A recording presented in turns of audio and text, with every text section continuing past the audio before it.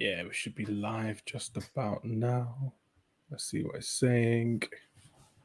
Contact. Yeah, we're live. We're up and running. There we go, everyone. Back on another Matchday live reaction for the Champions League game week 2, and it's not been a good one for Manchester United again. Classic Onana mistake again, and it's unfortunate to see Man United with 0 points from 2 games again, which we'll get to later on, which ain't been great at all. But what is great is the fact that I've got a brand new guest for our live stream today. So Matt, introduce yourself for the people who don't know who you are. See if you play. Yeah, my name's Matt. I'm from Back in That Podcast. You can catch me Twitter, Instagram, TikTok, and all of that. Like, listen, it's a pleasure being on here, man. No, I appreciate it. And Matt, unfortunately, is an Arsenal fan, so we're both in the mud this week, unfortunately. So we're going to get on to Arsenal and Man United later on in the podcast, so stick around for Tuesday's games later on. And first things first, Matt, I've got to talk to you about the biggest story in the Champions League, besides Galatasaray beating Man United, because Turkish fans are going wild right now, especially my comments after yesterday's vlog, which was crazy. Newcastle United being French champions PSG at home in their first home game in the Champions League since 2003. Talk to me about the game. Talk to me about how Eddie Howe set up, and talk to me about some of the best moments that you saw in the Newcastle United versus PSG game tonight, Matt. Yeah, do you know what? Like, you could just tell, like, before the game even started, the atmosphere at the stadium was mad. Like, St. James's is always bumping anyway, but you can imagine their first Champions League game in God knows how long. Like, you could just see in the faces of them, they were ready. PSG were just unprepared for that. No surprise, like, how Newcastle came out. And I kind of feel like, apart from Arsenal and United yesterday, let me down with this comment I want to mention. A lot of the time, these teams can't handle the pace of our league, because you find that with a lot of our teams, they go far in these European competitions. So it's not really a surprise in terms of Newcastle beat. A bit of a surprise, but the scorelines 4-1, didn't expect that. But yeah, it seems that PSG didn't turn up. But give Newcastle credit, they just steamrolled them. Like, the energy they had in midfield, PSG didn't have an answer for it. Mbappe, listen, didn't do anything in that game. And speaking of Mbappe, we have to talk about Kieran Trippier in that sense as well. Yes, Kieran Trippier deserves his flowers in terms of being one of the best right backs, not just in England and the Premier League, but in the world right now. He's in some of the best form since I've seen him when he came through at Burnley, in the Championships, in the Premier League. This is probably one of the best versions of Kieran Trippier I've ever seen. Him at Athletic Madrid was amazing, but how well did he do tonight, captaining the side against PSG and literally direct opponent to Kolo Muani? Mbappe was floating and flirting with the left-hand side as well. What was your thoughts on Kieran Trippier? You know what? He was fantastic. And, you know, with him, I think before the game, we were talking about where he started at Burnley and where he is now. And I think, like, winning that La Liga with Atletico, you made it move from Tottenham to Atletico. You can see what it did for him. That mentality shift. Yeah, exactly. You know, under Simeone, he spoke about what Simeone got out of him. And obviously, he's taking us to Newcastle. And Newcastle, one of them teams that needed someone like Kieran Trippier. And listen, the last couple of games has been phenomenal. Anyway, 3 assists against Sheffield United, assist the other day again. And today, again, phenomenal. I think he got the assist for the Longstaff goal as well. So, listen, he's in great form. And I think as well, they've signed Livramento. So it's given a little, all right, there's a bit more competition now. And listen, I rate him highly. Always rated Kieran Trippier. Quality right back. Yeah, quality player as well. And if someone who I thought would have been a quality player to watch today would have been, I want to see a bit more from Ousmane Dembele. Dembele on the right wing, who's looking to get that new remontada, that new comeback after leaving Barcelona this summer to go into the Champions League with PSG. That front four of Kolo Muani, Mbappe, Dembele, Gonzalo Ramos, all starting from the front. You thought if anyone had a lock on their opposite number, it would have been Ousmane Dembele against Dan Burn. And if you thought any of the two would have scored, it would have been Ousmane Dembele. But it was Dan Burn. Dan Burn had him on lock, which is not something I'd ever thought I'd utter live on my podcast or on any format. Dan Burn had Ousmane Dembele on lock. How did that happen today, Matt? Do you know what? Gotta give Burn credit. I think, do you know, people just look at Dan Burn and think lack of pace, and that's what they think because he's so tall. They think FIFA stats, isn't it? Yeah, you know them ones, like, you know, when you run the player and the power just goes and he just can't catch up. But he's very smart, very astute, and Dembele frustrates me. I'm sure, like you as well. I watch him. I'm like, you've got a left foot, you've got a right foot, you've got speed. He just needs to do a lot more in games, and I think sometimes he just doesn't really try hard enough. Like, and that's why he's moved around so much. I remember those times I wanted him at Arsenal. You know what I mean? And yeah, he's really, really disappointed me. But listen, as I said, credit where it's due to Newcastle. And Eddie Howe's got, honestly, the way he set them up today was perfectly. Energy midfield, the solid back four. You know, I'm sure we'll get into more players, but Fabian Shaw as well, quality centre back. Like Newcastle have a solid team, and I think they all complement each other well. Oh, it's crazy because even Fabian Shaw's got at the end. Oh, I know. It got me emotional. I'm looking at it and I'm like, that's not Gerrard, it's not Lampard, it's not any one of these old schools, it's not even Bellingham, any of these midfielder maestros. It's their centre back Fabian Shaw who's pulling out a banger in their first Champions League game at home. And you're looking at it and you're thinking, these players are just players who you wouldn't think twice about being good players, but when they're in this team, in this unit with Eddie Howe, it goes to show they are different levels completely. It goes to show that they are here not to make up the numbers, not to mess about, and it's only the beginning for Newcastle United in the Champions League. But great analysis there on Newcastle United and PSG. Now we're on to the game that I was watching, the RB Leipzig versus Manchester City game. Really excited to see how Xavi Simons and Lois Openda did for RB Leipzig. They both had pretty good games. Timo Werner had a good cameo performance off the bench, but Lois Openda was the one that scored the goal for RB Leipzig. But it's all about Manchester City yet again. We did mention earlier in the podcast, earlier today, actually not on the podcast, earlier today that Haaland may have scored 2. But it's actually Man City scoring 3. 3-1 win against RB Leipzig away from home. Phil Foden, Julian Alvarez with a stunner, and then Jeremy Doku to finalise it as well. Is it Man City's time again to raid the Champions League and to turn up? What are you thinking? I think they're favourites. Like I think they're clear favourites as well. Imagine Haaland's not even really firing yet, and they're still doing this. You know, they've added. I think when they lost, a couple of the other players, I thought they would struggle, but they went and signed Doku. And I don't think a lot of people really took notice of Doku, but listen, we've seen it already. Like Jack Grealish better hold bench for a while, boy, because I want to see him on the bench now. Just like, listen, he can carry on partying for all I care about Jack Grealish. Doku's you know what I mean? To turn up. And you got to imagine as a fullback, imagine you got Doku running at you. Like it's mad. You know what I mean? So listen, they look phenomenal, and I think they're clear favourites. I don't see anyone stopping them really in this competition. Yeah, it's going to be difficult. What's not difficult is having that third guest on today. Taps, good to have you on, my friend. Nice to hear from you as well. We're talking about Man City versus RB Leipzig, 3-1 for Man City today. We're just talking about how anyone can stop Manchester City. And from my point of view, RB Leipzig are the strongest team that they have in the group. Do you reckon Manchester City, Taps, will end up having a full 18 points by the end of it, or 15 points, have a maximum points by the group stage? What do you think? I'm thinking, to be honest, I think that's a given. But with Leipzig, like, it just takes that one player. Like, if they did well to hold them until like the 84th minute, but then as you guys were saying, Doku, that guy's a proper winger. So cold right now. He's only getting better as well. I'm telling you, we're playing them this weekend, and I'm like, Ben White, at least he got a rest, because it's gonna be a long day for him.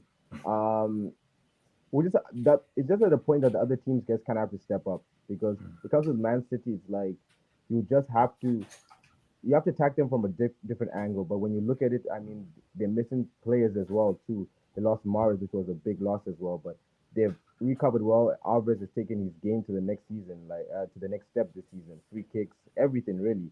He's turning into that Luis Suarez kind of, where he will just be banging all type of goals with the impact. So I really think they'll be cruising, and we'll just see with the draws they get in the next round. But I think just for the group, they're just gonna cruise by. It's gonna be easy. Like, you have to wait and see what happens with Man City as well. I think they'll have a couple of challengers who playing on the other day as well. But two teams who are always the bridesmaids and never the brides. Besides last season, actually, Manchester City could have faced AC Milan in the Champions League final, but they lost in the semi-final to Inter Milan. AC Milan have got that history of winning Champions Leagues. And we're going on to a game, Dortmund, wearing my Dortmund kit today. Marco Reus in his final season in the Champions League with how Borussia Dortmund are going. It was a 0-0 game at home for Dortmund. And with them losing to PSG last week, is this kind of the beginning of the end, Matt, from Borussia Dortmund's point of view? A lot of their better players, bigger players, they have been historically a selling club. But it looks like they're not really having that firepower, that star power anymore. Donyell Malen, you can't really rely upon him. Julian Brandt's playing out of position when Marco Reus is in the side. Are we expecting more from Dortmund, or is this kind of their level now, just qualifying for the Champions League and almost competing. What do you think? Do you know what? I think you hit the nail on the head there. I think they've become that club now. I think back in the day, you know, when they had the Royce, the Götzes, the Lewandowski, you really when they had Jurgen Klopp as well. Exactly. You know what I mean? That proper, the yellow wall, and that stadium was just a madness when he was there. And you look at them now, and like you said, the players like Marlon, Brandt, it's not really, they don't put fear into opposition now, really. And, you know, and you look at them, they play nice football every now and then, but back in the day, it was like very, potent back in the day. Sancho, even when Haaland was there as well. Like Jude Bellingham last season as well. All of that, you know what I mean? And yeah, they've lost it. I don't think they're really going to do much. This, not even just in this competition, I think just this season in general. You know, I mean, Royce was getting old as well. And yeah, I don't really see much from them, to be fair.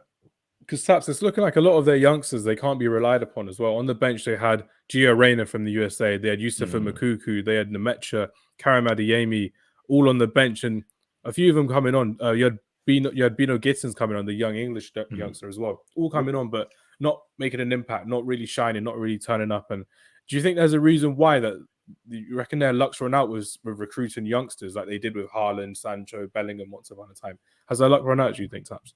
No, because with the ones, like, once again, when you see for the Marlon and Adeyemi, I'm just going to put those two players because those two players are supposed to strike fear into your heart with their pace, their dynamic, and with the power they have from the shots and their selfless running around.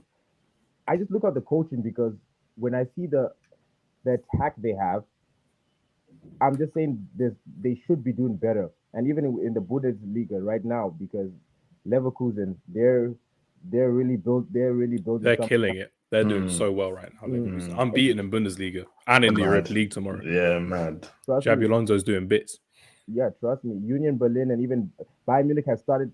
Like, if Bayern Munich are not on top of the table, we already say it's a bad season for them, you know. So right now, all these teams, like, we know Bayern's going to get better. We know, for example, Leipzig has been here and there. So they're going to have tough competition on winning every game, like in the Bundesliga to keep up and the Champions League. So it might be kind of like a rebuild. And to be honest, with the attack they have, I just think they just need Royce is there, but but it's they're getting up there in age. You need just that good number 10. And to be honest, Emre Can, one day he'll show up. He's getting on the age in the latter stage of his ages too as well. They need to show up that center, and they just need a prolific striker. I mean, for the wings, I think they should be fine. Like, you don't want to get they'll play exciting football one day, and the next day you're like, well, it's just like the boys right now, as you say, and a lot of youngsters. And it's just when Sebastian Haller gets back into full fitness, because remember, Ajax, he scored 30 goals under Erik ten Hag, and when he came to Dortmund, he unfortunately had cancer. So he's recovered from that and playing professional football, which is great to see. But in terms of football form, he's not really in it, and that's why you got Fulkrug, the other striker, kind of playing. He's like a plan B type striker for Germany, and he's not even doing it well as a plan A for Borussia Dortmund. But you raised a good point there.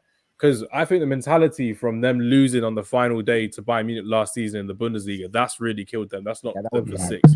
That's been really bad. I'm hoping you got my cricket reference there, Taps. Cricket World Cup starts tomorrow, so it's going to be good fun watching that as well. But AC Milan, they're third in the table so far in the Champions League. I think they're a team that's just relying on individual brilliance right now. They don't really have a set starting lineup. You're looking at Pulisic playing on the right wing. Their midfield is all over the gaff, and I'm not really a fan of them. Their defense, I'm really happy with. Tomori's a player that I've always liked and respected. Theo Hernandez is really turning up. Mike Manuel making a very good save today and a couple other decent saves that you expect him to make. But Matt, I'm going to talk to you about Rafael Leao. With Rafael Leao, he's looked at as one of the main future poster boys for Portuguese football after Ronaldo retires eventually from professional football. Can we expect more from him now after his performances last season, especially cruising past Napoli in the Champions League and in the Serie A last season when he just took them all on by himself? And if you can do that to the Italian champions, you can expect a bit more against Newcastle when he made that stupid back heel and missed like 2-3 chances. Should we expect more from Rafael Leao this season around, Matt? Do you know what? I think we should. Like, I'd rate him highly. Like, he was one of the players as an Arsenal fan. I'm sure Taps is the same. Like, you know, when we were looking, I was like, oh my God, this is the dream, you know? And it was either him or one side, Saka one side, Odegaard in the middle. That's fire right there. That's so fire. I was like, oh my God, like maybe. But, you know, then you had the Newcastle game that showed the other side of him. And I was like, oh, just pettiness to his game, the laziness in a way. You know what I'm saying? So it's a hard one, but I think it's quality, and I feel like I expect him to go up a level. And like you said, it's a team full of individuals, and amongst that, I think he's probably like the star player. But it must be hard because you've got like the Loftus-Cheek, the Pulisic. There's just so many of these bit part players, the players that at their clubs weren't that person. Now So getting used to being the main man. You know what I'm saying? So listen, it's one of them. I see him for Portugal. It's phenomenal. It works in that system how they play. And I think in AC he will get better. But I just want him to move. If it's Arsenal, it's Arsenal, isn't it? You know what I mean? Yeah. Just not Chelsea. I can't have him at Chelsea. No, God. No. We've seen all of these players go to Chelsea, and I'm like, I'm not a fan of it. It's disrespectful to their own players as well. And that's the funniest thing as well. We're getting Chelsea fans chatting to us. I'm like, you're not even in the Champions League. Behave yourself. Really nice. Chelsea, they won. I think they scored their first 2 goals in like about say a month and a half. So right now they're a little chatty, but the next game will just we'll pipe them down a little bit. It's a little bit heavy with Chelsea fans, but we'll just wait until the next few days and they'll fight down. They remind me of that meme when you see that guy who's at a funeral. He's like, I had to come and see my biggest hater's funeral. That's Chelsea fans right now. They're just watching everyone else fail and they're like, oh, we're going to laugh at you. And they're just not doing anything themselves. Ooh, you beat Fulham. Great one. Nicely done there. This game was a game that came on earlier today, and I'm quite happy because of the Champions League, with all the games coming at once, you've got 2 or 3 that normally start before all the 8 o'clock kickoffs in the United Kingdom. Wherever you're watching it, Taps, I'm guessing it's like midday in Canada where you're watching it. Around 1 o'clock. 1 o'clock, yeah. So Atletico Madrid played Feyenoord earlier, the champions of the Netherlands, and it's 3-2 to Atletico Madrid. And I have to say this, that Alvaro Morata is getting the benefit of the doubt so much now with the VAR, the automatic offside VAR, that is actually scoring consistently now. He scored amazing goals against Real Madrid a couple of weeks ago in the Madrid derby, scoring twice today. My video editor was messaging me and I was like, you can't not talk about Alvaro Morata. So I'm going to talk about him. And I'm going to come to Matt on this one as well. Alvaro Morata, should he finally just stay at Atletico Madrid under Diego Simeone? Because he's gone left, right to so many different clubs. He needs to be there for Spain. He's actually coming into the twilight years of his career as well, Matt. He's coming into 31, 32 years old. Yeah. What's your thoughts on Morata this season, especially playing well for Atletico Madrid? Do you know what I think that's the club for him? Like when you've got a player and you've got your club. Like at Juve, it was at work and bit part here and stuff like that. Come to Chelsea, you got like the hat trick. I remember, I think it was Stoke away, and you thought, oh my god, this guy's good. He's turned up finally. Yeah, you know what I mean. But then he flopped. But I think Atletico works for him. I think the system they play is perfect, and I think the way Griezmann plays really suits having really suits Morata having him there. But he just winds me up because when I watch him, I think I never see him linked with like. If I've asked him, like, are you going to be linked to Morata? There was a little link once. I don't want that guy. But then I watch him now. I'm like, right, he actually does something. He's actually a good 9. So, but he can coach as well these days, which is nice to see. I think that club suits him. Simeone is perfect manager for him because I think Simeone is the type of manager I can imagine getting into the head of these players. Like any bit of doubt, no, listen, you can do this. You're the man. And honestly, I think they're going to do well in the Champions League this season. I think they're going to do that defensive, solid thing. Griezmann's going to turn up. Morata will score them critical goals. And I think quarterfinals, even semis for them, Yeah, it's going to be quite fun to see how Atletico Madrid do. And Diego Simeone, he's finally playing a more expansive attacking style of play because he trusts his players a lot more going forward. Taps, I'm going to trust you to talk about Antoine Griezmann for me. Are we finally seeing the best of Antoine Griezmann in this more attacking style of play, not really playing as a all-action attacker? He's just staying there in the centre, dropping back if he needs to be as a false 9, working with a proper number 9 in Alvaro Morata. And even I surprised myself by saying proper number 9 Alvaro Morata. So Griezmann, Griezmann always, like he's technically gifted. He, like right now he's a little bit slower, but he always had the turn of pace. The little dummy fade to get into a little space.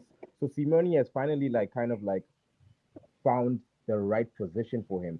And if someone like Griezmann is on form, the whole team is on form. He'll make the run over here. He'll make the dummy over here. And Memphis too, coming into the club as well. And towards the end of last season, when I just kept seeing Morata's, I would say, oh, Morata scored again. I'm like, oh, two games later, oh, he scored again. It's like I would say, he has that weight off his shoulder right now because he doesn't have to be that guy to get. He's not at Barcelona anymore, so it's fine with it. Yeah. So Griezmann has done so well because Griezmann is one of those players. He makes everybody around him better. Even if for some reason just his because when you look at the French squad, when the French squad was dominating, like they won the World Cup. I mean, they went to the final last year, so they're still doing well. But when Griezmann was like the center of it, the whole team just kind of dealt well from the free kicks, from the corners, and even just from the linking up. So Griezmann is really important, and Simeone finally has his main star. As Barcelona had Messi for all those years, in Real Madrid, you had Ronaldo for all those years. Atletico's player is Antoine Griezmann, and Morata he's finally settled. No more drug laundering up and down because all the clubs he went to, it was the same club. That's why Juventus are in trouble right now. That's why they're not in European competition anymore. They got guilty of Morata. So Atletico are reaping the benefits of all that travel, all those up and down, those different coaches. So so Griezmann's very important, and like once again now you're seeing it, and now that he has a little more freedom, it's good. It's working well for him. Yeah, it's true. And sticking with the Atletico Madrid group, we've got Feyenoord, who they had a really good game. They scored first in the game, which was great to see. I'm really excited to see what Feyenoord have got. But we're going to go to the Celtic versus Lazio game because heartbreak happened for Celtic as well. If you don't know, Celtic were winning 1-0 at home. Celtic Park is normally one of the best atmospheres in European football on a Champions League night. They're still first in the SPL right now. They're doing quite well. And obviously, it's just one of those things that when big teams come to town, they normally fold or they'll fight. And Lazio fought to the bitter end, and they got a last-minute winner to make it 2-1 by former Chelsea and Barcelona winger Pedro.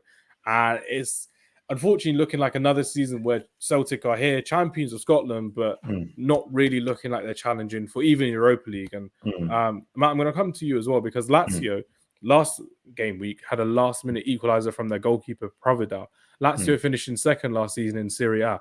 Are we expecting less of Lazio so far to actually qualify from this group, or do you think Feyenoord, being the champions of the Netherlands, are actually going to qualify with Atletico Madrid from this group? Let's hear your thoughts. Do you know what? I think what's so funny? Like I stopped watching Feyenoord years ago because in Dutch football was Ajax, PSV, and it's only but in recent years when they got to the was it conference final and they played, I think it was Roma. I think Roma. And and I saw them. I said, oh, they're all right when they had Malacia and I was watching them. They've got this midfield. Oh, what's that midfield's name? I don't even have to say his name. The one in midfield, main one, the captain. I watched him and I was like, oh, they're a decent side. And from watching them, I kind of feel like they'll go through. I think Lazio, I know they won today, but they don't. I know you're saying they finished second. I don't really look at them and think, oh, they're really going to cause a lot of problems. They've got individual quality players, but I still think Feyenoord will go through in this group. I think they're a lot of people underestimate them. And I think at home, they're a very decent side. And listen, they lost 3-2 to Atletico. There's no shame in that. You know what I mean? Away from home as well. Exactly. That's still a good performance. So I still see them going through because obviously the head-to-head between them and Lazio will be will be the massive thing. And I think overall, they'll just pip it. Definitely. And Taps, one question to you on final one on Lazio. Can you see any other goalkeeper scoring a goal in the Champions League this season? Or is Providel going to finish as a top scorer for goalkeepers this season around? To be honest, the way Arteta's talking, he might, just quickly throw Reina as the number 10 behind and he just hits a volley from outside of the box. You never know. Bring him on for a penalty as well, just in case if he wants to be that guy. Just to break some records. I think even the keeper, that wasn't his first goal. So I think that's it for goalkeeper scoring this season. But to be honest, the way this season is going, you never know. 90 minutes, just chuck just chuck Reina, chuck anybody up there. You never know what you'll see because Ramsdale target man, just in case there's someone with Gabriel Jesus up front. Trust me, I'm telling you. And the way VAR, you're not really sure about VAR. You never know, man. Just something might just happen. I don't know, man. To be honest, I think it's just done. It's rant, but it's just done. It's crazy right now with goalkeepers. They're all over the shop. 2 rotational goalkeepers scoring goals, goalkeepers scoring amazing goal kicks and not so amazing goal kicks, and we're going to talk about that later on with Manchester United and Andre Onana. But just to wrap up a few games today, Royal Antwerp lost 3-2 against Shakhtar Donetsk, and it's looking like they're looking quite difficult to really get any points for Royal Antwerp, so unfortunately it's not looking great for them. Red Star Belgrade drew 2-2 after their impressive game against Manchester City last time out, so young boys who also put in a shift and a performance against RB Leipzig I'm guessing those two will be fighting for Europa League because RB Leipzig are looking very strong in this season's Champions League. The last game from today's game, before we go on to yesterday's games, was Porto versus Barcelona. And Porto had a few dubious decisions given against them, which I thought was quite insulting because with Barcelona, we always see that with the case. We've seen that with the Robin van Persie sending off. We've seen that with so many different types of injustice for the Real Madrid, Inter Milan in the past as well. So UEFA Lona were back and ready. And what they did was they gave Gavi a second yellow at the end of the game just to make sure that, we're not being biased. But there were a few dubious decisions today, unfortunately. But Barcelona looking strong, 2 wins from 2. They're looking quite good in terms of how they're playing. I just need to kind of ask you guys, we've spoken about Atletico Madrid and João Felix, Alvaro and Morata. I'm not going to talk about João Felix, but Matt, I wanted to kind of ask you, with this Barcelona side, are they a team to be threatened by? Or do you think they're a team that are just going to go round of 16, quarterfinals, not really going to be challenging if they come up against the likes of Manchester City, Real Madrid, Bayern Munich? Is this a team where you think if they play a big club like they did last season, who did they have? They had Inter Milan, Bayern Munich in their group as well. They struggled. They whimpered out of the competition into the Europa League. Is that the case for Barcelona? Beat who they should beat, but not really going to be competing against some of the bigger players later on down the line? I think it depends on. I think it depends on the opposition they have. I think if they're playing something like a Man City, I think they've got absolutely no chance. But I look at them and I feel like, I look at Arsenal. Like I'm going to go to Michael. I feel like that would be a tough game. I know a lot of people look at Arsenal's team running them, but Barcelona still have quality. People can't forget that, and obviously, winning La Liga as well. I think they're dark horses to go. I say far, quarterfinals minimum. Rafinha. You look at Lewandowski still there, and defensively they are all right. And Ter Stegen's having a decent season as well. He made some good saves today in that game because I caught the second half. So I think they'll do all right. I think people need to. All right, they're not like fantastic global stars that Real Madrid will have with your Bellinghams, Valverde, Tchouaméni, all of that, but they're still a very good side, Barcelona. Very, very good side. Yeah, I mean, with Barcelona types, you're looking at someone like Robert Lewandowski, who's not really got any competition for his number 9 position. You've got Pedri to come back from his injury as well, and you're kind of having to rely upon Ilkay Gundogan's experience from Manchester City last season as well, because there's Champions League quality, Champions League winner quality in there. But not a lot of them have won it at Barcelona. They've won it at different clubs. Lewandowski at Bayern Munich. You've seen Oriol Romeo, for example, win it with Chelsea. And it's looking a bit crazy there for Xavi and for Barcelona. But can we expect more from them going forward? Can we expect them to actually dominate over the next couple of years? Or is it still early days with their new reform building with all these young players coming in taps? What do you think? I would say it's maybe in a few years, because once again, I'll just say they're a dark horse. I mean, the name Barcelona, you would expect it like anywhere like close, like minimum close to the semifinals, like the name Barcelona. But when I look at the team, like once again, you do have Lewandowski, Gundogan, Ter Stegen has been there for a while, but it just feels like that team can get bullied. It just feels like I was watching like Arsenal a few years where it's like we had the technical players, not up to this standard, but you just felt if you go there and you play a physical game, they can only play one way. You know what I mean? I know Gavi is known as a warrior. He throws his head around there, but like for example, up against Rodri, that midfield, he would feel that, and then so I just think technical wise, yes, they might go with the strength of their attack and Ter Stegen at the back. I think they can go like even to the semis. They can possibly go. They do have the quality, and Lewandowski is not finished by any point. But sometimes when I watch them, it's just like I just need a little more.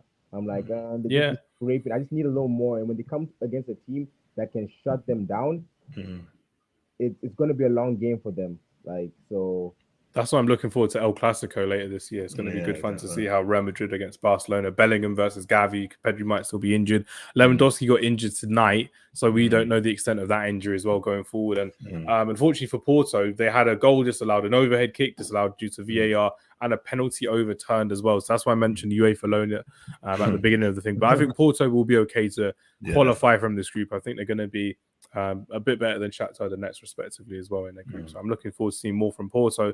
And I'm not really looking forward to talking about yesterday's games. And we're going to start with Manchester United because there's something I want to get off my chest, and it's just one of those things. But you know what, Matt? I'll let you ask a question, and Taps, you ask a question to me because I'll be the one being grilled for my club being quite bad. So Matt, fire away a question. I'll answer it. Then Taps, you ask me a question, then I'll go for it as well. Go ahead, Matt. Do you know what? The main thing for me, I want to know for you who is to blame for this current situation, because we get a couple of people saying, "Oh, look what is Ten Hag." Some people blame the board. You're seeing Glazers, this and that. My opinion, I think a lot has to fall in Ten Hag. Going to these former clubs for these players, and you're choosing these players, putting these tactics in hand, and they're not performing. But yeah, I want to know your thoughts on that. I want to know who you think's to blame for what's absolutely. When you're looking at some of the last managers that we've had at Man United, we've had Louis van Gaal, who's brought in his old players from the Netherlands national side, from his former Ajax sides as well, respectively, Bayern Munich as well, bringing in Bastian Schweinsteiger past his best. So that's always been the case. We've seen Jose Mourinho also bring in his old players, Nemanja Matic, Romelu Lukaku, into his new Manchester United side, and that hasn't really worked out well for either of them as well. Erik ten Hag's done the same, respectively. It goes to show that whenever Manchester United want to get a player, they don't normally get their first or second option. We've looked at Frankie de Jong all of last year's summer for a midfielder, and we didn't get him, which was quite embarrassing because we're chasing a player we shouldn't really be going for. And then we've had to go for Mason Mount this summer, and it looks like we're going to be playing him out of his position on the right wing just to accommodate the fact that Jadon Sancho can't be bothered to turn up to training.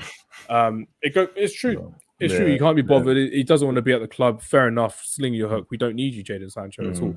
A lot of fans really liked him and wanted him to succeed. But if he doesn't want to succeed and he wants to play video games until stupid o'clock in the morning, when he's actually a video game character in real life, he's not an NCP or anything like that.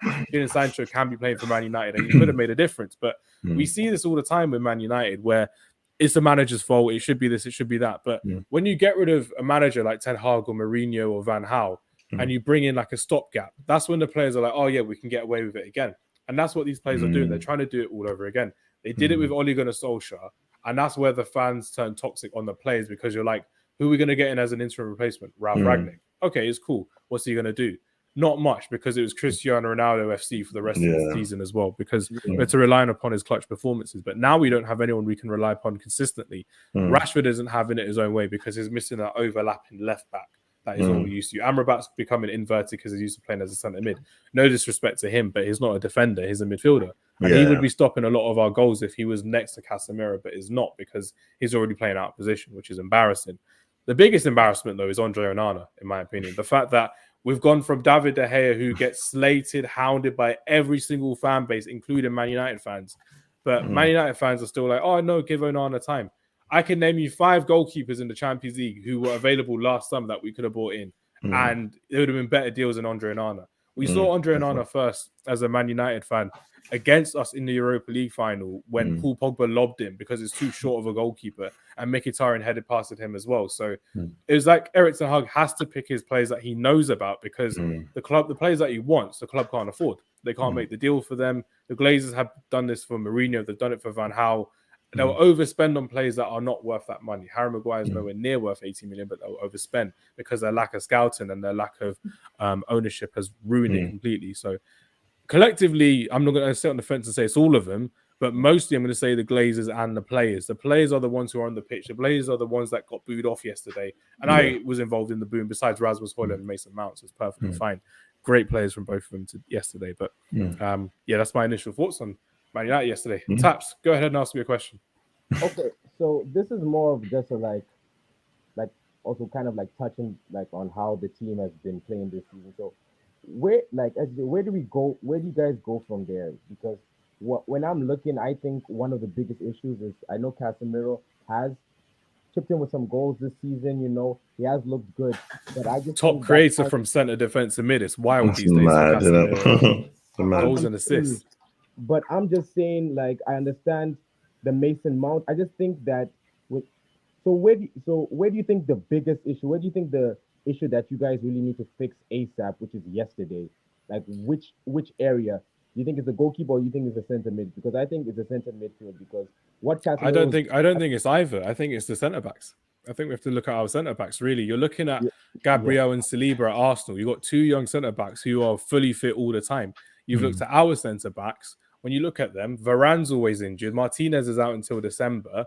We've got Lindelof, who's pretty good, but he needs someone strong next to him because he's not that leader, even if he is the captain of Sweden. We've got Harry Maguire, whose confidence is is in the mud right now, and you've got 35-year-old Johnny Evans, and you're not going to put 35-year-old Johnny Evans in a Champions League group stage game from the start, and you're not going to play him from the wing, the left back, sorry. So it's the fact that a lot of our positions haven't been replaced properly. We haven't sold properly as well, Tap. So the fact we buy these players for 30, 40 million pounds and we get rid of them for free or for 2 million pounds plus a loan deal, that's what's embarrassing the most, because we don't make much money.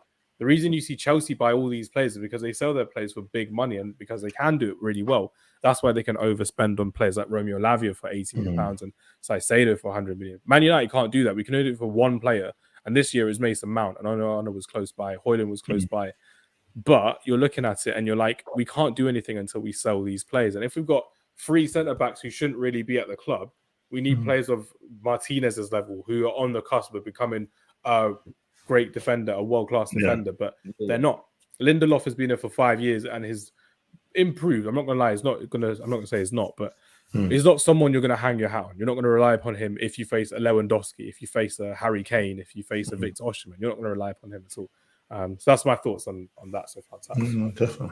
Which is nicely done. The other game in our group, FC Copenhagen took the lead against Bayern Munich at home, and I had the fortunate opportunity to go to Denmark and speak to a couple of their fans as well. They're really positive about how they're going into this group stage because they're playing attacking football. And Matt, we've heard a lot about how smaller European teams away from home and from home, they don't really play their normal natural style of play because it doesn't suit them in the Champions League against bigger and better oppositions. But can we expect more upsets in the future, not just from FC Copenhagen, but like Galatasaray yesterday? Because FC Copenhagen lost to a better team than Bayern Munich, but they gave a hell of a go from the highlights I watched. You know what? I feel like I don't think you really see as many, and we're going to get into my team, me and Taps, we don't really say, but I don't think foreshadowing there. Yeah. No, you know what? I don't think you're going to see many, because the quality, you have your top teams in Europe and you've got them other ones like, the Napolis and all this. And I don't think you're going to see them shocks, apart from obviously we've got Lens yesterday. But yeah, I don't really think that. Like Copenhagen, no disrespect, even the fact they went up yesterday, I didn't feel they were going to beat Bayern. I literally was just telling people, like, let me know. They're going to beat Man United. That's all I'm saying. I'm going to the game. They're going to beat us as well. Henry Larsson's son's going to dunk on us. And I'm like, oh my days, I expected it. It's going to happen. It's going to happen. We'll be here next time. I'm like, I told you boys, it's on record. That's the shock. That's going to be the shock then. That's the shock there. The shock will be us beating them and getting 3 points. That will be the shock, which will be crazy. Sorry, carry on, Matt.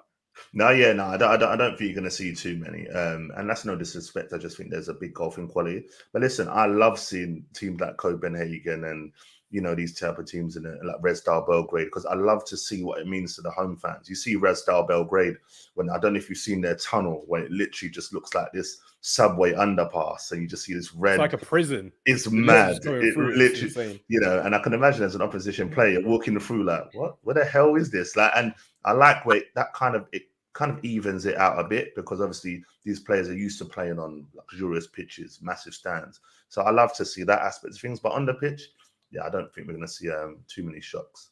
Yeah, with one shock that I'm seeing about from Bayern Munich, Taps, is the fact that you're seeing Harry Kane and Jamal Musiala drop back into like 2 number 10s when there's actually no striker, and you've got Sane, Gnabry or Coman on the wings actually turning up as well. Can we expect Bayern Munich to be challenging for the Champions League this season with their front four? One of the best front fours in the Champions League, in my opinion, with Coman, Sane, Musiala, who's on fire, and Harry Kane, who's scoring for fun right now.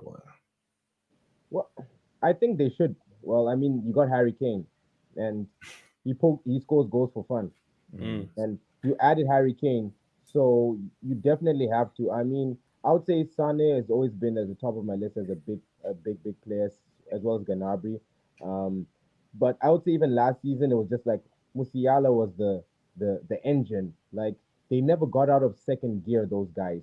But now with Harry Kane coming, maybe a new lease of life, maybe there might be a little more pressure off them. So now they can just, because Sane has stepped up this season. It's just like a complete big step from last season. Yeah, to get rid of Mane to step up, that was the thing with you. Let's have a bust up after the game against Man City. Their names were too similar. I think that was the issue. They were like, there could only be one Ane or whatever.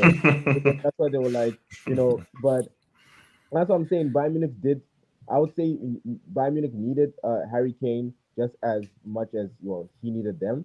So right now they're in a funk, and once again Harry Kane has this kind of, I would say the CR7 kind of like aura where As soon as Harry Kane is in there, he's gonna score goals. Don't worry about it. So it's been I've just kind of been seeing that, but I'm like, Bayern Munich, you have so much talent, so I think they're definitely gonna work it out.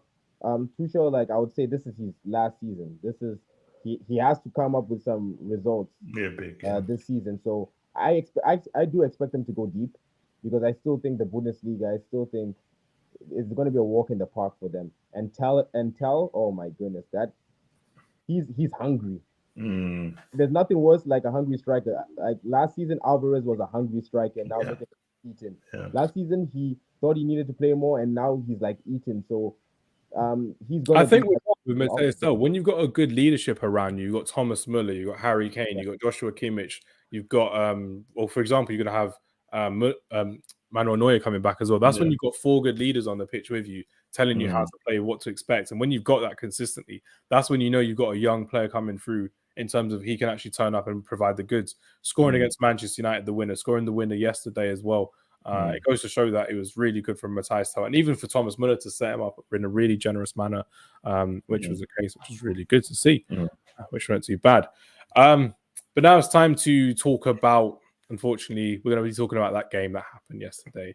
PSV 2, Sevilla 2. Yes, Sergio Ramos came back in the game as well, which is good to see. But it was a game that was just end-to-end, non-stop. And Sevilla, I thought they had it. I thought end of series came up with the goods for a 2-1 victory. But it goes to show that PSV are no slouches in the Champions League, especially after they lost to Arsenal. They came back fighting.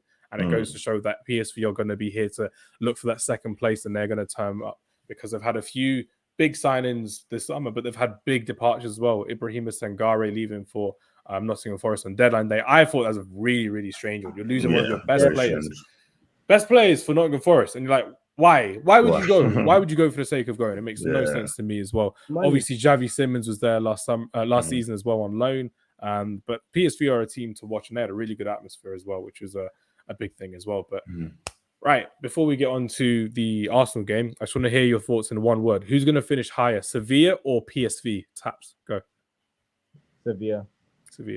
Matt, Sevilla or Sevilla as well? Ooh, Sevilla. They're going to finish third for Europa League qualification. Cheat code for them. It's going to happen. It's going to happen. But someone who was a cheat code yesterday was French wonder kid El Yawahi, after having an amazing assist in the first goal and scoring a second goal on the half volley, I would say, on the bounce, which is great to see. Natural finisher in the making. And unfortunately, it looks like Chelsea are linked with the striker. And I hope to God they don't go for him because he's such a good striker to watch. I've been speaking about him for over a year now, which is great to see that. On our podcast, Friday Night Counter Attack, we always talk about wonder kids coming through, players to watch around Europe and around the world. And for El Yawahi to get that main stage against Arsenal, I'm not one of those bitter Man United fans where I want rival fans to lose. I couldn't care less. But when I saw El Yawahi score, I was just like, I'm glad he's turning up, and it's good to see him in the Champions League. But talk to us, Matt, about your thoughts on the Arsenal game, and then Taps will go to your thoughts on the Arsenal game. Just anything you want to talk about. Go for it, man. Do you know what? It was one of them performances where I just felt like it was a Sporting Lisbon all over again. Like just from the beginning, I feel like with Arsenal, and Taps will probably agree, like you get this feel when Arsenal have certain away games, and how the game started, I was just like, okay, we've scored, but then there just wasn't enough after that. And whenever we don't get to half time with a lead, I always have that feeling of here we go again. Like they have chances, but listen, Lens wanted it more. The fans, honestly, like it was incredible, and you could see what it meant to them. And there were some star performances. That I think is Danso at the back, absolutely Austrian international. I got to see him in Sweden when I went to watch Sweden. Locked down Jesus. Like he locked down Alexander Isak and in his home ground as well. And you're like, Danso is a player to watch. I thought it'd be Alaba to watch, but it's Kevin Danso who's turning up. Absolutely locked him down, and obviously Saka went off. And I feel like with Arsenal, when you lose the pace on our wings. Sorry to interrupt. Have you heard anything on Saka? Is he going to be back anytime soon? Or I heard he had they said it was a minor or slight hamstring, but they said they're going to check him. So they're saying he may not be in England squad, but he might make the game on the weekend. That's fine. Just relax for England. It's a friendly against Australia, I think.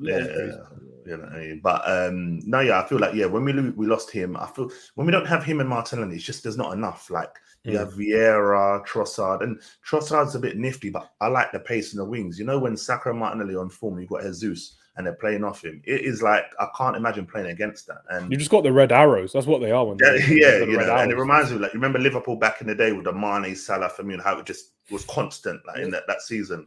And yeah, we lost that, and I just felt like just one of them games that I was disappointed. And the reason why, I look at the other two teams in the league, and I think away games, the Lions one was the one I saw as basically the easier one of the three. They made it hell for Arsenal. The atmosphere was crazy. You know what I mean? Because we still have to go to Sevilla, which is going to be very hard. PSV performed well against Sevilla yesterday, and it worries me because I feel like we can't slip up in any home game now. You know, if we had beat Lions, you had the opportunity to win one more game, and you know, you win your home game. That's it. You're done. 2 games left. But I think we've got to put a bit of pressure on ourselves now. A lot. Yeah, slipped up in a way, I would say. Taps, what's your thoughts on the games yesterday from your perspective? So, first of all, Arteta needs to sort himself out, because when I saw Saka the last few games, like him kind of limping, I was like, I saw that against Spurs as well. I just like that you don't expect that from Saka at all. I said if we need it and we're like losing and we're down and you need to bring him on, that's okay. Nelson would have in the 30 minutes Nelson would have done. I know he did not have the best of games, but once again, he takes on players. So him starting, like, you have to show trust in your players. Arteta doesn't have trust in his squad to play X amount, and bringing on Vieira for Saka was just kind of like, as Matt said, like the pace is just gone. And he had no problem starting Jesus on the wing and Nketiah up front. I would have liked maybe to see that, because Nketiah has got some running about him, and he can not run past the player, but he will make the runs, and he has a little bit pacey. So I think Arteta got the substitutions wrong. But once again, as Matt said, like, those are the games when I woke up, I was like, yeah, you know what, we're not winning this one. You just have a feeling, like, in chest. And when even when Jesus scored, I was like, you know what, I think we've really turned it around. And then when I saw the goal they scored, I said, yeah, it's over. I said, yeah, it's over. It's one of those where I don't really think we should reading it way too much into it. That's how we're going to break down. It's very disappointing. It should not, and like, it's a very difficult place to go. It was a very difficult game. Lens deserved it 110%.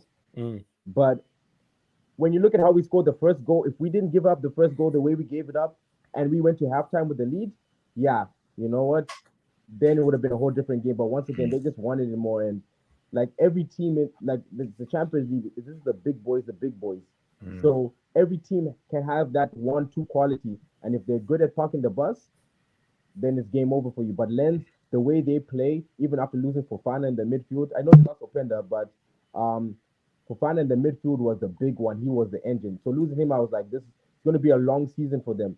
But gradually they've grown into it. And now they're looking really dangerous in the group, because the way they play offensive and some of their players, once again, we can't slip up. And so now, Arteta, you have to make sure no. I don't want to hear talk about goalkeeping subs. I don't want to hear nothing that. Carry on with the attacking, putting Nketiah on the wing or Jesus even forward as well. It'd be crazy to see. Change of formation maybe might be refreshing for us in the Champions League. We'll have to see how that goes.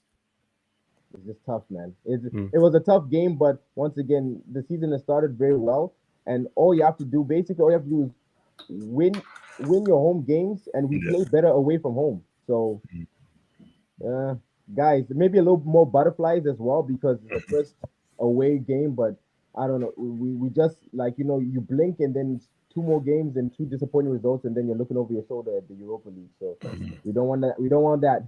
Not again. Not Thursday nights again. No one wants Thursday nights again from the Champions League. Going to go through a couple of games before we go to 2 of the main ones left. In Group C, Union Berlin had 2 really good goals against Braga, but unfortunately Braga won 3-2 away from home. Last minute goal for Braga, which was insane. Amazing game from Braga, and they're going to be looking to actually challenge as not just a team, but maybe a team to even go for Europa League in this one as well. And they know for a fact that they've got to win their 6 points against Union Berlin. Leonardo Bonucci, he wasn't captain actually, but he was leading the side, and they've had 2 last-minute goals conceded at Union Berlin in both of their Champions League games, which is crazy to see. So shout out to Union Berlin. Hopefully you're going to be doing better against big old Napoli coming up. And we've got to talk about Napoli versus Real Madrid, the champions of Italy versus who are basically more or less going to be one of the favourites for the champions of Europe this season in Real Madrid. And Matt, I'm going to come to you. I'm going to talk about the whole Bellingham thing, and Taps, I'm going to get to you about the Napoli and Victor Osimhen thing, so be ready about that as well. Vinicius Junior started again in the Champions League, which is great to see him back, and Jude Bellingham had a really fantastic game. Is enjoying his time as a number 10, is enjoying his time being appreciated by Carlo Ancelotti, and Carlo Ancelotti is very popular for playing teams that suit his players, not playing players that suit his team. And that's what the benefit of having Tchouameni, Bellingham, Cruz, Valverde all in the side as well. Valverde scored an amazing winner, but it came off the goalkeeper, so counted as no goal. But I'm going to go straight to it. Camavinga's at left back, Bellingham's in midfield, Tchouameni's in the side, Valverde's there as well, Cruz is there running the show.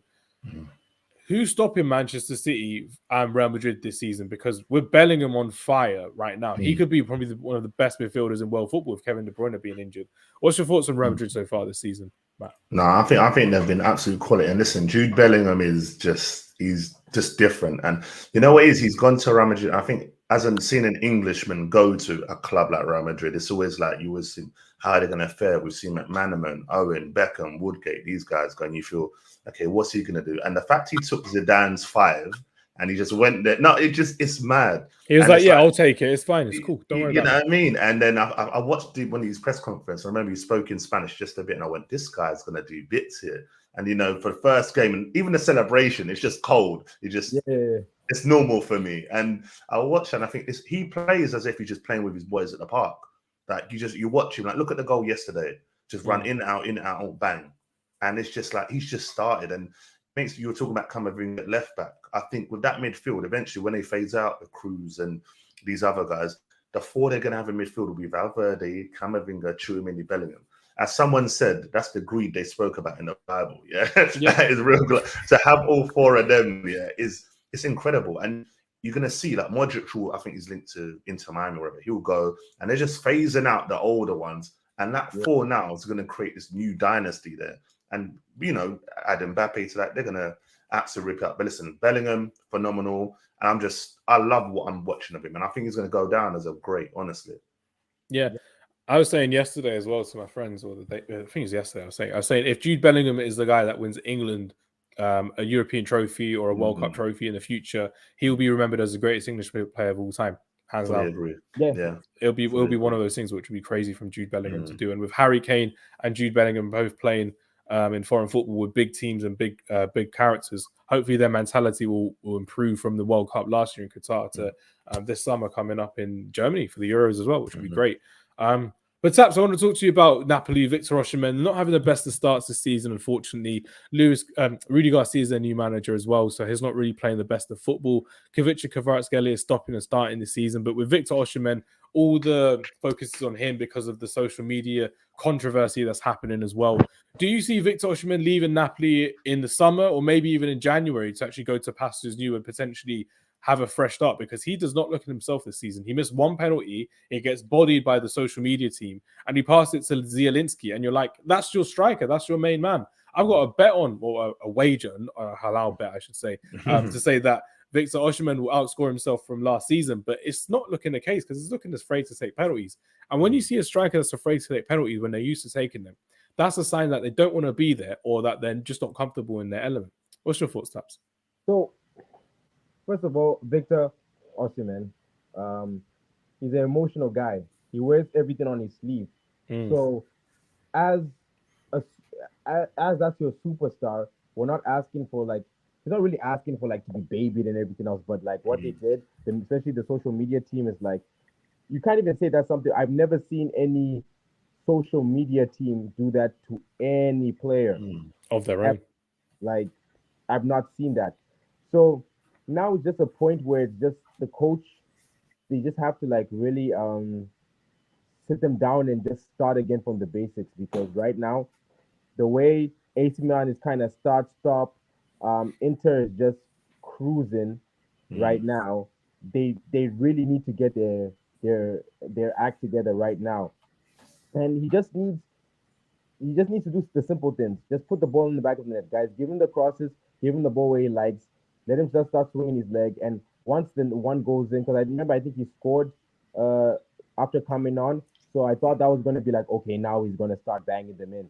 It didn't work out, but once again, you just have to feed the big man and just let him start getting the goals, because to be Showing honest, me feels loves basically, Taps. You want to see that he feels loved, and he wants to feel that, because that's what strikers are. They need to feel like they're the main man. They've got the responsibility to do it, and that's how they can move forward. And hopefully there's a peaceful resolution for Victor Osimhen where he decides, you know what, I don't want to play for Napoli anymore. I actually want to come to Manchester United and play as their number 9 striker. But that's me hoping and not just playing FIFA, wishful thinking that he comes to Manchester United. But we could see him move in January. We could see him move in the summer. But time will tell with Victor Osimhen and with Napoli. 2 games to go before we wrap up this week's stream. RB Salzburg lost 2-0 at home to Real Sociedad. Takefusa Kubo and Mikel Oyarzabal have been killing it so far in the Champions League. They drew against Inter Milan last time around, but Kubo scored in the first game, I think. And in the second game, he assisted. Oyarzabal scored yesterday. And they're looking like a really hungry young side to watch in the Champions League, which is great to see. And they could be the one that could even overtake Benfica to actually go into the next round of the Champions League. But we're going to finish it with Inter Milan versus Benfica. Inter Milan with Marcus Thuram as their new number 9 striker, their new hitman for Inter Milan is crazy to see. I'm really happy with how Marcus Thuram has gone for years of not playing Champions League football, applying his trade at Borussia Mönchengladbach to kind of do it as well. But Matt, I'm going to start with you on Simone Inzaghi and Inter Milan. And then we'll go to Taps to finish off on Benfica, and then we're done for the stream. But with Inter Milan, why is it that no one's talking about them as a favourite after playing such good football last season, defending so well? And in my opinion, they're looking like they've improved from last season as well. And it's not just because Andre Onana's out of the picture as well, Matt. So let me hear your thoughts on Inter Milan. And are you expecting more from them because they were in the final last season and played so well against Manchester City? Yeah, do you know what? I think that performance surprised me. Like, I was one of them fans that I didn't really look at them like they could really do much in the Champions League. And I watched the final, and even as City won, I went, right, Inter, they could, if they go again next season, they could really do it. Like Lautaro Martinez, as Tap said, this season they've started very, very well. And they've got quality players. And I think one of the main reasons why people don't look at them like that is because you've always got the Man Cities, the Real Madrids. And when someone mentions Champions League, you just think Real Madrid and these teams. But listen, Inter Milan, Simeone Inzaghi, listen, they've got a good team there. And like you said, Onana's not there now. So I think they can. Can they take him back? Oh, I need that receipt. I don't know whether that receipt is for Andre. No, I need that receipt. That game against City is what got you lot to sign him. All that through balls, you know what I mean? Up United. We have one striker up front there. We're playing against a team with 3 defenders on him, and we're just like, yeah, those through balls aren't working for anyone. And that's what cost us yesterday, that through ball to Casemiro, and just like no power on it whatsoever. But now we did see a good goalkeeper in Andre Onana last season as well, which is really good. But who's kind of standing out for you, Matt, in terms of Inter Milan this season? Are you looking forward to more Martinez and Thuram? But we don't really see 2 striker partnerships anymore, and that's the partnership I'm really enjoying watching, Martinez and Thuram. Yeah, do you know what? I missed that. Like, I'm sure we've all been football fans for a long time, and I think I'm getting tired of this one up front focal point and this and that. I miss having 2 strikers that do their thing, like Dwight York, Andy Cole, and then you had Bergkamp and Henry, where Bergkamp would just drop a little bit. And I like seeing that type of the combination play, and it's nice to see. And I think that will stand Inter in good stead. And I think if they carry on with that and carry on that form and play the 2 up top, I think they can go far with that, because some teams will be like, well, we can't handle 2 up top, you know, because you're used to playing a 1 striker, which is easier to defend. So now I really like what I'm seeing. And I'm not going to lie, I wasn't with Marcus Thuram. I used to watch him and be like, what does he really do? Like, why do teams really want him? No, and that's just true, because, you know, there's always, because he was at Gladbach, and I used to watch him. Gladbach, Gladbach, and I used to watch him. I was like, all right, he's not so bad. And then I watched him again and went, okay, all right, you're good. Yeah, you and your brother, you're good. But no, he's been quality. And I think Martinez, he's one of them. He misses a lot of chances, so he doesn't really get the total. He could not get that ball. If he played for another 90 minutes, he would not have got that ball in the back of the net yesterday. He had like 7 different chances. You see what I'm saying? So, but I rate him though. I do rate him. I feel he had 10 shots yesterday on goal. That's how much it was. No goal for. I feel that league's for him. You know, people talk about him coming to the Premier League. I don't think that will be fair. I think it's Serie A's for him. Champions League football is perfect for him. And yeah, I think Inter will do well. And Thuram, I'm gonna back him now. I'm gonna be with you. I'm gonna watch him a lot more and be behind him. Nah, that's going to be good. It's a fun play to watch, and we miss firecracker partnerships, like you said, as well, Matt, which would be good fun to see. Taps finishes off with Benfica, the big team in Portugal at the moment. I'm not really sure how Benfica are kind of cruising through this group stage as well. They had a struggle against RB Salzburg last time around as well. And when you're looking at them in the table, you're really kind of thinking, are Benfica kind of struggling, or are they just like struggling with their new players? Remember, they've got Angel Di Maria and they've got Kochu in from, I think he was from Feyenoord, who was the captain last season for Feyenoord, which is good as well. We've got Otamendi, who's Asian, Juan Bernat, who came in on I think he's on a loan deal to Benfica as well. But with Benfica, I'm not going to say I'll expect more or less from them, but with Benfica, you have that sort of excitement when you watch them every season, don't you, Taps? You get to see their new young players coming through their academy. You get to see how well they're developing players from across Europe into becoming world beaters, superstars, £100 million players. Last time out, they had Antonio Silva, their new young prospect. The centre-back got sent off and he couldn't play in the Champions League because he got a straight red. Now it's looking like they're really, really missing him, and they're really, really missing that solidity at the back as well. But are we seeing more from Benfica now in terms of we're expecting more from them because of the players that they've developed, that worked well previously as well? And what are you expecting from Benfica this Champions League campaign, Taps? So I would say when all the Portuguese teams, like from Sporting, from Porto, from Benfica, they've all had Braga as well. Braga winning the season. Even Braga as well. They always have. I've only seen a few disappointing campaigns from any of the Portuguese teams. They've always either do well, enter Europa, or they put in a fight. Because remember, Benfica, they got to the quarterfinals last year as well. That's why I'm quite disappointed with their start this season. And I just think it's just, once again, like with the aging legs, and I just think they haven't, because I really haven't really watched them that much, but I just really feel that it just hasn't really clicked, because Benfica on the counter last season was deadly. When the counter on last season, they were just deadly, and it's just not hitting right. I mean, I think I would say they might be one of those teams that I think they still do well this year, but I'm just not seeing it click right now. I think the two games that I've seen them, I'm just like, I'm like, this is not the team we saw last season. That's what I'm kind of seeing. I'm just trying to figure out what's wrong. I mean, they have had a decent campaign to start. I mean, their league campaign, but it's just not clicking for them in the Champions League. And I would just say it's one of those, like, you need some results in the first 3 games, or you can just count yourself out. Yeah, it's true. It's one of those things that with Benfica, it's like they'll take 1 step forward in the Champions League and they'll take 2 steps back. And with Gonzalo Ramos, who's gone to PSG on a loan to buy, it's going to show that they're actually still not replacing a lot of these players, because David Neres, who's a winger, is actually playing as a striker tonight, and yesterday, I should say, sorry, and it didn't really work for them as well. But I'm going to expect more from Benfica going forward. We can't have Sporting Braga being the showcase team for Portugal right now in the Champions League, which would be crazy as well, which would be good fun. They lost their winger. I think it's Moreira to Lyon. Yeah. And I've seen him at Lyon, and he needs to find the receipt, because he is trying his best and he looks like he's going to be a talent. I just realized that. I was just like, I saw him the other day and I was just like, whoa. I was like, I don't know why the move. I mean, I understand Lyon is a bigger market, but yeah, him and Ramos, they really haven't replaced them. And that's it might be a long one for them. It might be a long campaign for them, to be honest. It was one of those things, because I think Barcola, he was at Lyon, and then PSG signed him on deadline day, so they needed someone quick, so they went for another young winger. That's why they went there as well, which is a big thing as well. So maybe if they've got the receipt, hopefully they can give it back to him as well, which would be good fun as well. But before we wrap up today's stream, I want to thank both of you for joining the time and having the time to join, which is great to hear from both of your thoughts as well. Thank you for being both sports as well. Hopefully we'll catch up in the future, Taps, and Matt, hopefully you'll be joining me for a couple of podcasts this season, which would be great. Before we wrap up though, before I let you plug your channels as I normally do, you have to mention one hero and one villain from this week's Champions League campaign and why. So Matt, go ahead with your hero, and then Taps with your hero, then your villains, one each. So, do you know what? People are going to be surprised with this one. My hero, I'm going to say Højlund. And listen, because at the end of the day, we can talk about United loss, but I think he was phenomenal, devastating. Second goal, we all saw it, Haaland-esque, like the way he did. That's why my voice is broken from the screaming. Absolutely, Watch the MatchDay vlog coming out soon of me going, Rasmus effing. No, absolutely fantastic goal. And listen, again, United, I think the villain has to. Do you know what? Onana, yeah, but at the same time, Marcus Rashford for me. Marcus Walking. Rashford.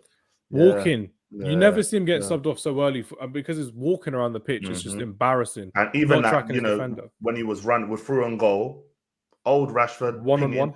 one-on-one, and yeah, so I think he was a villain, and I think like he deserves a lot more flack. So I'd say hero Højlund, villain definitely Marcus Rashford. Nicely done. Taps, go for it. Who's your hero and your villain from this week's Champions League campaign? I don't want to say it because we're playing them this weekend, but I would say the hero. I'm gonna put Doku because when he came on, he did the assist and then he scored again. And once again, like you just feel like if you put him in the game, like I feel like he's finally found the end product. It was like when he first came, I was like, it's either going to be like a great Amani he's going to get, I would say, results, or he's going to be like St. Maximum when you're just wanting more. So he'll be the hero. And to be honest, the villain, I'm going to go with Onana. I was going to go with Arteta for his sub, but I would just say Onana because I understand this passing at passing from the back and everything else, but if it's not working right now and your shot stop is not working, brother, what's going on? Like, he's just mean. And he wants to get back to his national team as well. Remember that he wants to get back to his national team, and you're like, Cameroon don't even want it back. So why would Man United need to have him in their team? Really embarrassing. It's because, like, for example, like even though Reiner made a mistake, you don't really hear people really like bashing it up because he kind of suited up and like the aura he has. Onana, when he first came, he had like a certain aura when they're like, okay, this could either be really, really good or it could be the other way.